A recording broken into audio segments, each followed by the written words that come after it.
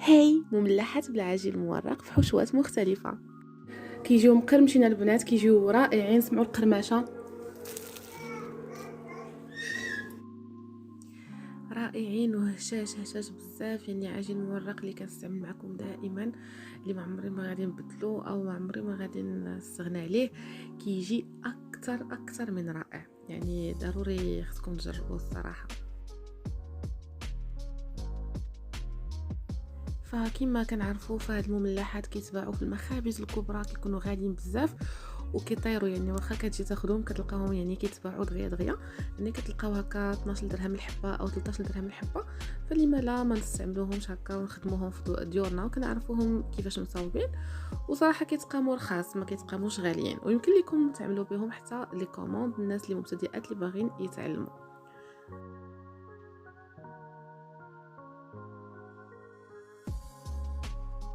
فنبدا نقدم معكم المكونات وطريقه التحضير.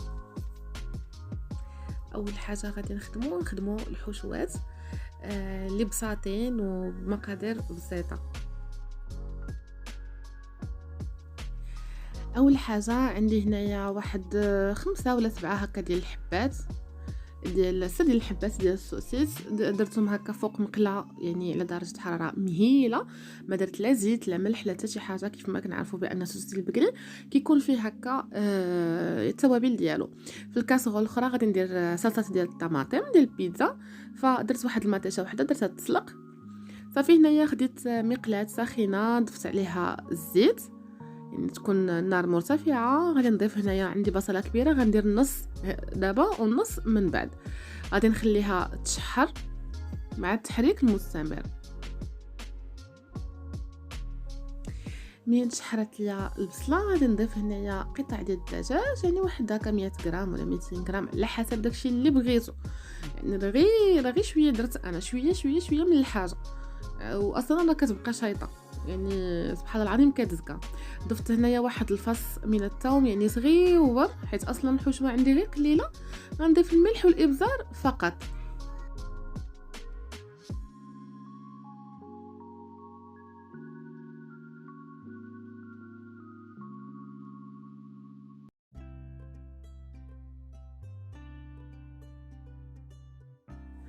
ضفت هنايا واحد 2 قطع ديال الشامبينيون، صراحه كانوا عندي في الفريغو، غسلتهم ساكن وما يتبالوا. نورمالمون شامبينيون ما كيبغيش يتغسل، لكن صراحه كيكون فيه التراب ما كنقدرش ما نغسلوش، كنقدرش نمسحو.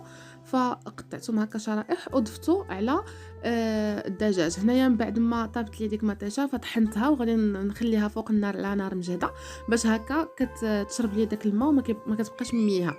صافي الحشوه الاولى ديال الدجاج خليتها جانبا تتبرد. هنايا عاوتاني في نفس المقلاة ما غسلتها ما والو، ضفت القليل من الزيت وديك البصل اللي بقى ليا غادي نشحرو حتى هو. نضيف عليه هكا واحد 200 غرام ولا 100 غرام ديال الكفته، واحد 15 درهم ولا 10 دراهم ديال الكفيسه، ونشحرهم هكا جيدا. حتى هو غندير عليه الملح والابزار فقط. فبغيت نشارك معكم الحشوات باش ما تقولوش لي زعما بغينا الحشوات اللي درتي في المملحات. هنا ضفت الملح وغنضيف الابزار فقط.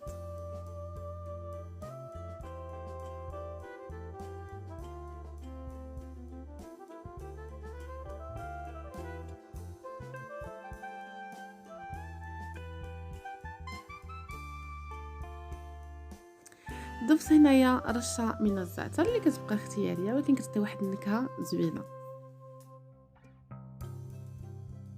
نفس المقلاة حيدت ديك الحشوه ديال الكفته. في نفس المقلاة درت ملعقه كبيره من الزبده اللي كتكون حيوانيه، وغنضيف عليها ملعقه كبيره من الدقيق باش نصاوبوا البيشاميل ديالنا.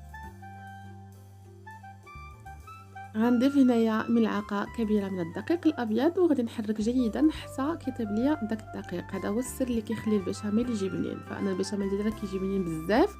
السر هو طيبي داك الدقيق، يعني ماشي غير ديري الدقيق وديري الحليب فكيجي بحال كتاكلي الدقيق. فمنين كطيبي الدقيق يعني كتجي ديك لاصوص زوينه. صافي هنايا منين طاب ليا الدقيق، هنايا غندير ديك ملعقه صغيره من صلصه الطماطم او مركز الطماطم في داك لاصوص ديال الطوماط. صافي ونخليها تنشف شويه ونطفي عليها. بالاضافه غنضيف عليها شويه الملح وشويه الابزار فقط.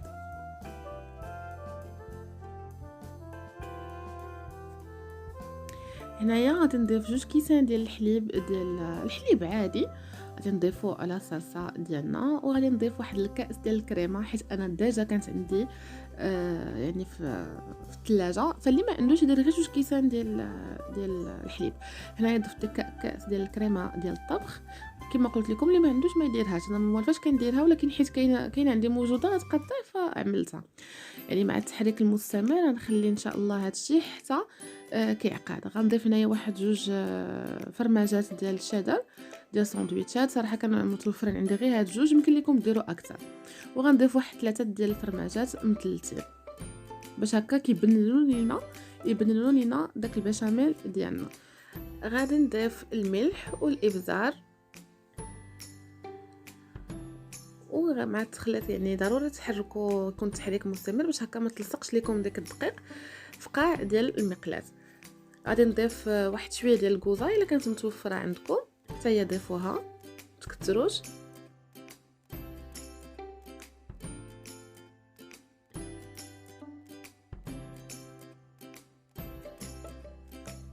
انا الان ضفت القليل من الكوزه وغادي نخلي هذا الخليط حتى كيعقد لينا.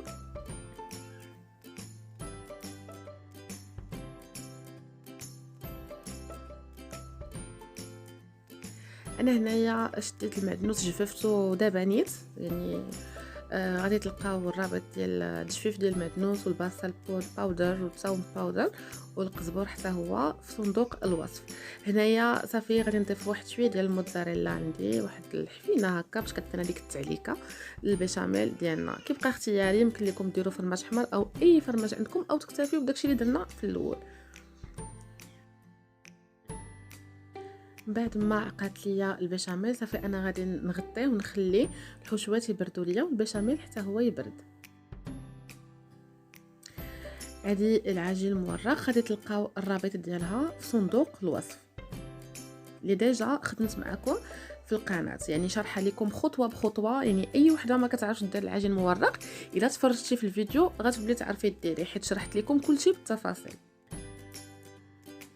غادي نستعن بالقليل من الدقيق الابيض، غادي ناخذ هكا الدلاك وغنبقى هكا نورك على العجين بالزبده كتاخذ هكا الفورمه ديال العجين، وكنبقاو نسرحوا هكا على هذا الشكل هذا كيف ما كيبان لكم في الفيديو. ما نرققوش العجين بزاف وما نخليوش ثاني غليظ بزاف.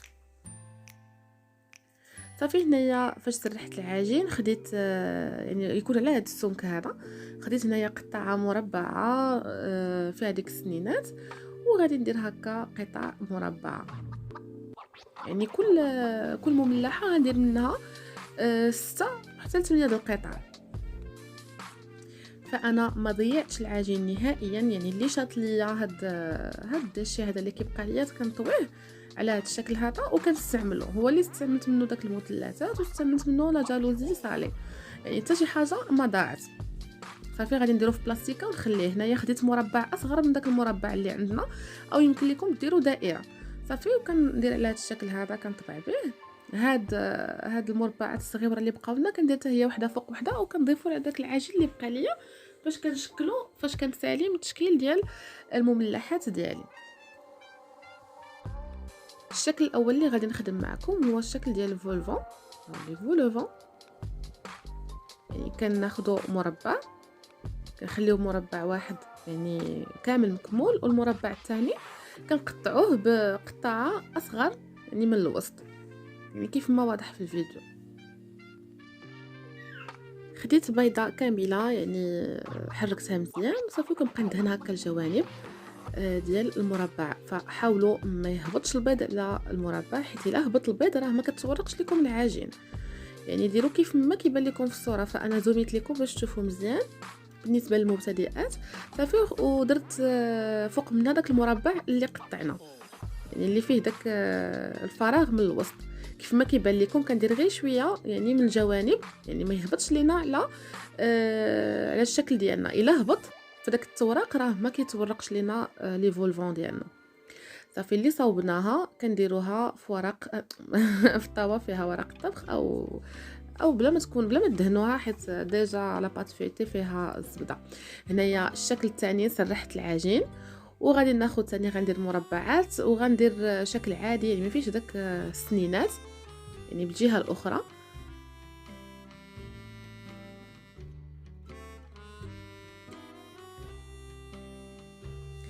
وخديت دائره وبديت كندير هكا دوائر باش هكا نصاوبوا لي ميني بيتزا او بيتزا ديال المخابز بالعجين المورق.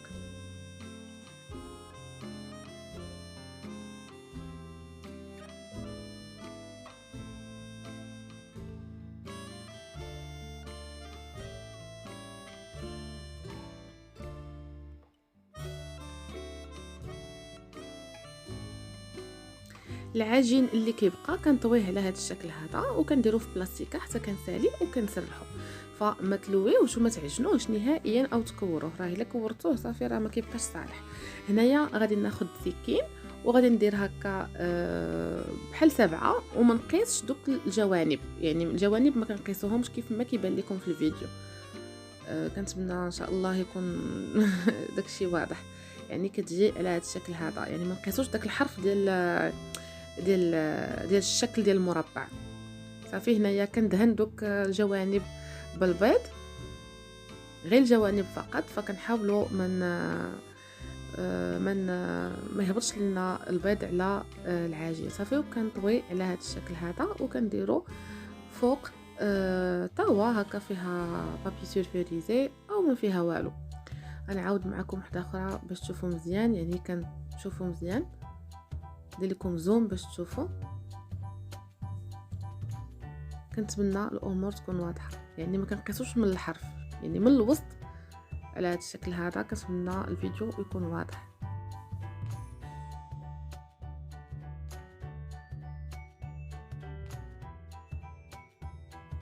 سمحوا لي البنات على الشمس اتكون عماتكم، سمحوا لي بزاف. هاد لاحظت فاش دابا كندير المونتاج، هاد لاحظت بان الشمس، سمحوا لي. صافي هنايا غادي ندهن الجوانب بالبيض وغادي نديكاليهم في الطي، يعني هاد الجهه غندير الجهه الاخرى والجهه الاخرى نجيبها لهاد الجهه.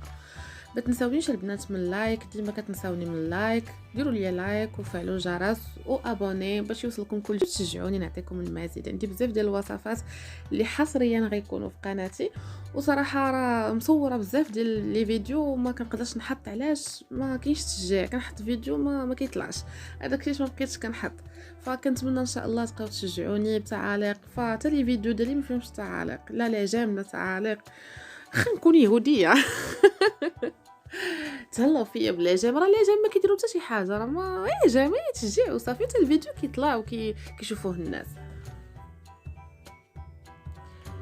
فانا عاودت معكم.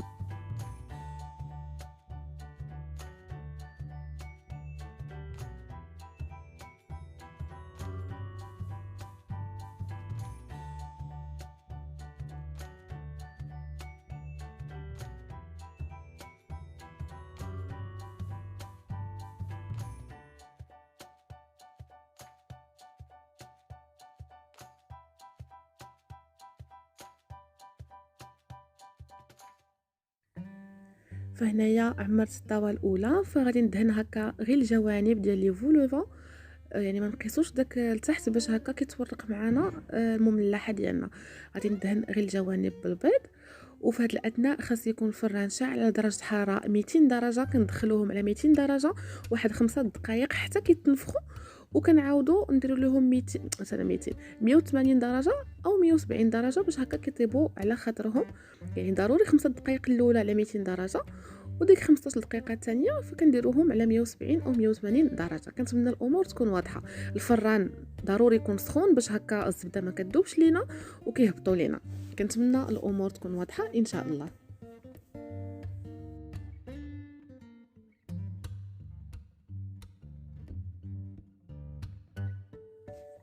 فهنايا الشكل الثالث هو البيتزا. فغادي نتقب بالفرشيطه غير الوسط، يعني ما تقبوش الجوانب باش هكا كيتنفخوا معنا، وغادي ندهنهم بلا طوماط اللي صاوبت معكم، يعني غير الجوانب، ما تقيسوش الجوانب، غير من الوسط.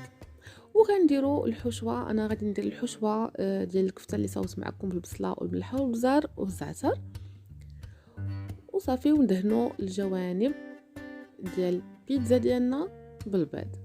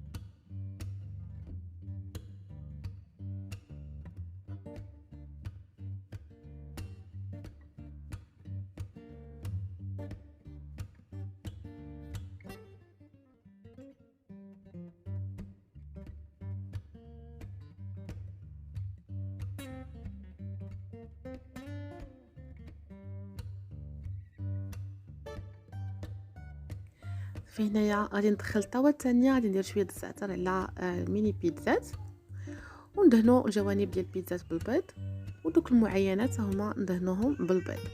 هنايا العجين اللي طويت غادي نسرحوه حتى هو.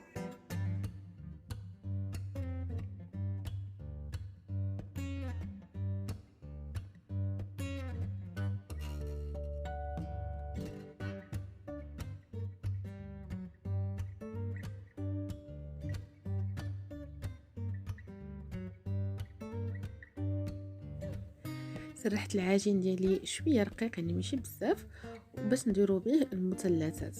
فاللي بغات لي شوسون حتى هما غادي نخليهم ليها يعني في صندوق الوصف، يعني طريقه التشكيل حتى هما كيجيو رائعين وحشوه مغايره. صافي هنايا غادي ناخذ شويه ديال البشاميل، غنديرو هكا الوسط اللي خدمت معكم، يعني بعد ما كيكون برد تماما هو والحشوه تكون بارده تماما. الا كانت سخونه راه غدوب لكم الزبده اللي في العجين وما غيصدقش لكم المورقات، ضروري كلشي يكون بارد. صافي وغندهن الجوانب بالبيض، يمكن لكم تدهنوا غير بالماء باش يلصقوا، يعني ونحاولوا هذاك البيض ما يهبطش على المربع، يعني ما يهبطش على داك التوريق ديال المربع اللي درنا، حيت الا هبط راه كما قلت لكم ما غاديش يتورق لكم في الفران. صافي غادي نسدوا المثلث ديالنا على هذا الشكل هذا.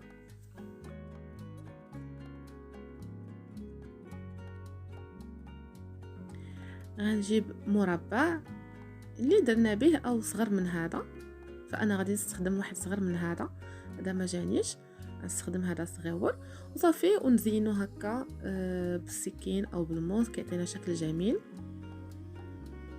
ونديرو هكا نشرطوه هكا من الفوق. اللي ما بغاش تشرط فتقب بالفرشيطه او تقب بداك الكيغدون، يعني باش ما يتفرقعوش لينا او ما يتفرقعوش لينا اثناء الطهي. هنا غندهن بالبيض، يعني كنوريكم الطريقه ديال الدهن، يعني ما نقيسوش التوراق اللي لتحت، يعني كندهنو غير من الفوق باش هكا كيتورقوا لينا ملي نكونوا كيطيبوا. غادي ندهنهم او غادي نرشهم بشويه ديال البافو او الزين، كيبقى دائما على حسب المتوفر. فانا صراحه ما كانوش متوفرين عندي بزاف ديال الحوايج، فداكشي اللي عندي في الدار هو اللي استعملت. صافي هنايا كنرش عليهم شويه ديال البافو. هنايا خرجت الطاوه الاولى اللي فيها لي فولفون داك المعينات، غادي نخليهم جانبا. صافي ونخدموا يعني كيجيو على هذا الشكل هذا، كيجيو طالعين بزاف. صافي وغنمشيو نكملوا الشكل ديالنا اللي كنا كنخدموا ديال المثلثات. ندهنوا الجوانب بالبيض، انا ندير لكم زوم باش كلشي تشوفوه مزيان. نديروا الحشوه ديالنا اللي كتكون بارده، نديروا البيشاميل، ما نكثروش البيشاميل، ما تنساوش راه فيه الفرماج باش هكا ما يسيحش لينا. نديروا هكا غير طريف ديال الدجاج، شويه البصله، شويه ديال الشامبينيون. صافي وكنسدوا المثلثات ديالنا.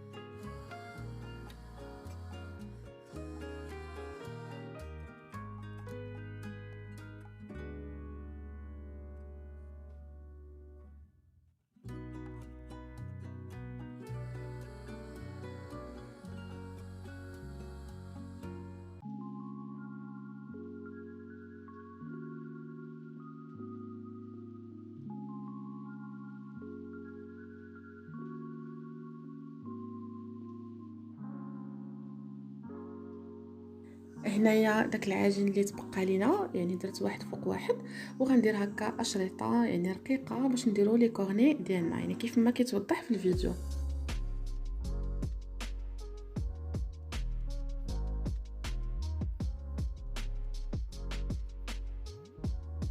وحنا كنشكلوا لي كورني ديالنا، فالعجين ما كنديروهش فوق العجين، يعني كنديروه فوق الحرف ديال العجين الاخر باش هكا ما كيجيناش العجين غليظ فاش كنكونوا كناكلوه.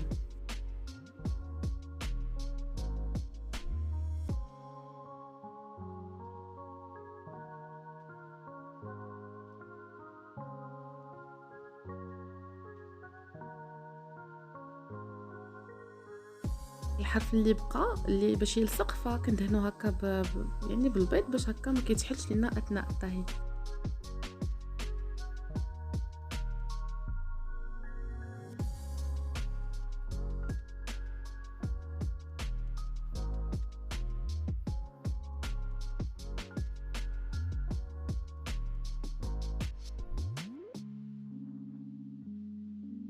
من بعد ما طابوا لينا لي بيتزا ديالنا غادي نخليهم جانبا صافي ونكملوا لي كورني ديالنا.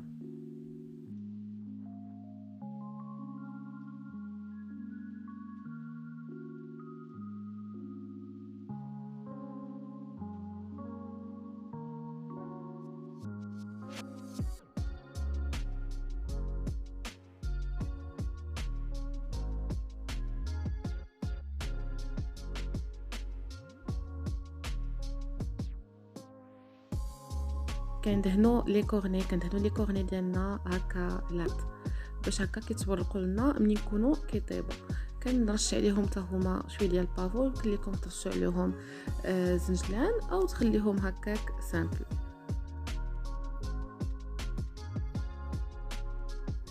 بقات ليا شويه ديال العجين اللي شات ليا غادي نسرحها هكا، غندير منها مستطيل يكون شويه رقيق.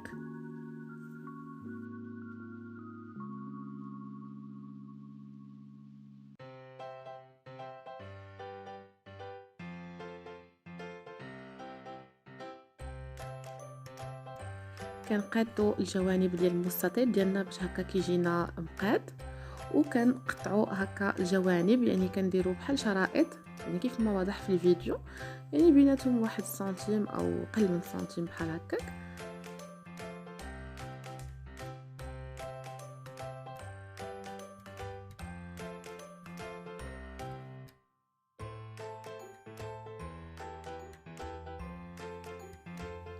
غندهن اولا شويه ديال البيشاميل، وهاد غادي نستفو السوسيس ديالنا. فانا ديجا عملت واحد البودان واحد اخر راه قطعته ودرته في الطاوه، خدمت معكم هذا باش تشوفوا فما بقاش ليا السوسيس. فغادي نكمل بالدجاج. ندهنوا البيشاميل ديالنا ونديروا السوسيس فوق من البيشاميل. المملحه كتجي رائعه يعني السوسيس. غنكمل بالدجاج. كنورك هكا الجوانب ديال العجين باش هكا بحال كنديروا الساروت باش يتقفل لينا، وكندهن هذوك الجوانب بالبيض باش هكا يتسدنا البودان ديالنا. انا درت لكم زوميت لكم الفيديو باش تشوفوا مزيان. صافي ندوروا داك العجين على داك السوسيس صافي وكنسدوه. راه كيتسد ملي دهناه بالبيض ودرنا داك الساروت. صافي كنقطعوه يعني على حسب اللي بغيتوه طويل بغيتوه قصير، فانا قطعته على هذا الشكل هذا. غندهنوهم بالبيض ونحطوهم في الطاوه.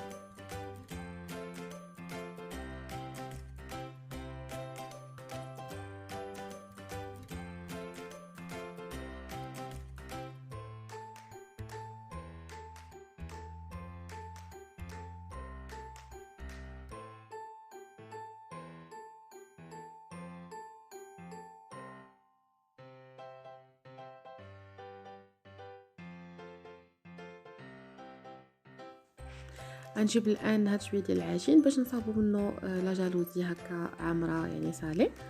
كنت درت معكم لا جالوزي وزامون شحال هادي، نحط لكم لا فوطو، نحط لكم يعني الرابط في صندوق الوصف اللي بغى يديرها حلوه. هنايا غادي نقطع جوج شرائط الشريط اللي كيكون لتحت كيكون يعني هكا 5 سنتيم، والشريط اللي يكون فوق منه يكون حتى 6 7 سنتيم. يعني الشريط اللي كيكون فوق كيكون اكبر من الشريط اللي لتحت. غادي نقطع هكا ونقاد يعني المستطيلات ديالي على حسب الطاوه.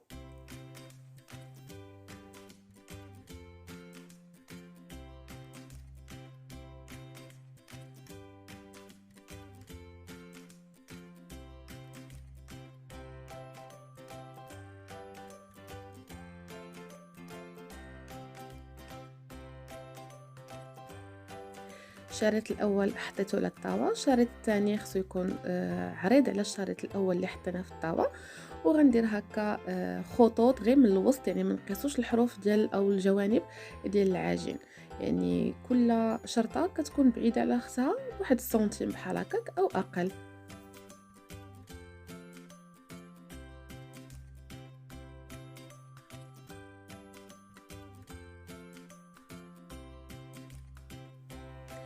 غادي نعد العجين ديالي وغادي ندهن الجوانب هكا بالبيض، باش هكا الا حطينا العجين فوق منه صافي كيلصق معاه.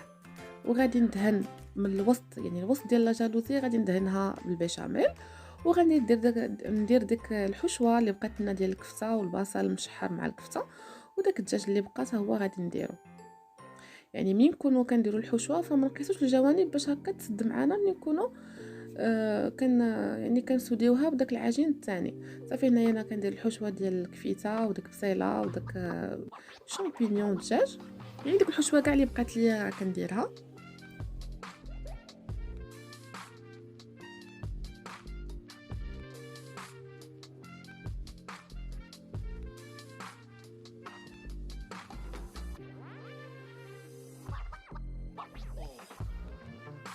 غنجيب العجين الثاني وغادي نحطو هكا فوق الاول، وكنوركو دوك الجوانب باش كيلصقوا مع العجين اللي لتحت، وكنحيدو داك الزوائد هكا بالموس باش كيجي داكشي مقاد.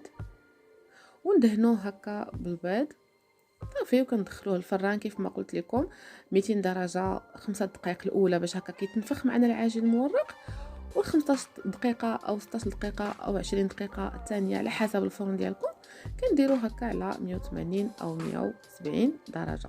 هنايا خديت الموس وكندير هاد الشريطات بحال هكا كيعطينا شكل جميل، و ميم طون يعني كيسد لينا العجين.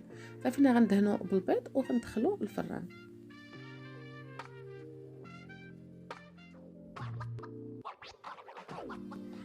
منين تكونوا كدهنوا البيض كيف ما قلت لكم حتى لا جالوزي ما تقيسوش داك الحواف اللي قسناهم بالموس باش هكا كيتورقوا لينا.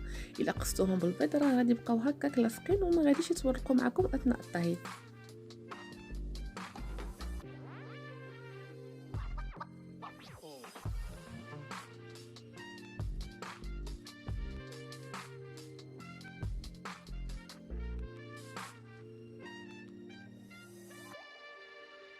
هنايا خديت واحد شويه ديال الكريفات صوتيتو هكا في شويه زيت ومليحه وبزيره فقط. غنضيف عليه داك البيشاميل، واحد 2 حتى 3 معالق ديال البيشاميل. هاد الصلصه هادي كتجي رائعه، جات غزاله بزاف. هادو باش غنعمر لي كورني وباش غنعمر دوك المعينات و لي فولوفون.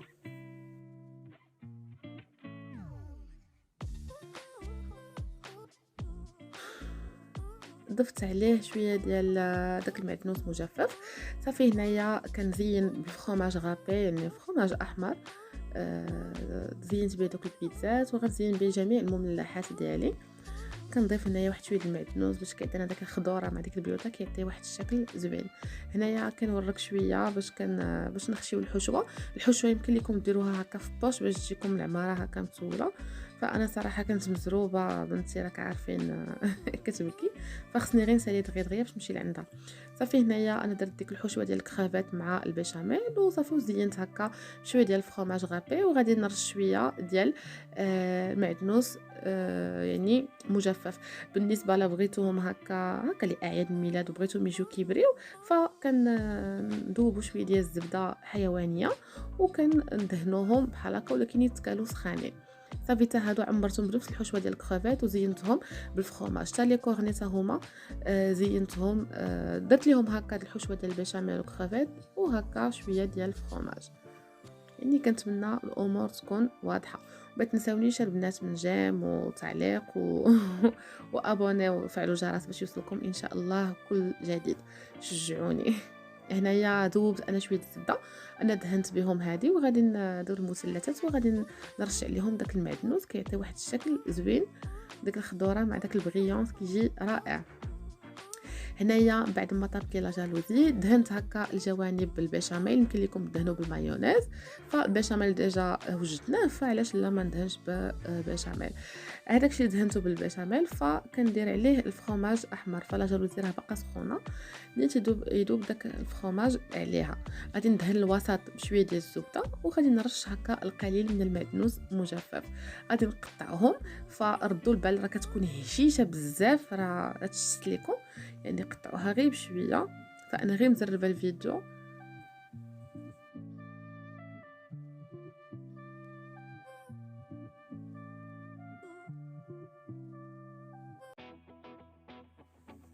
هاد المملحات البنات كيجيو رائعين، داعدين، الحشوه جاو اكثر من رائعين، يعني كيذوبوا ذوبان، العجين كتذوب ذوبان في الفم، يعني مقرمشين بزاف وهشاش هشاش هشاش، راه ما قدرتش نقطعهم، يعني صعاب هاد لا جالوزي في التقطاع حيت هشيشه بزاف.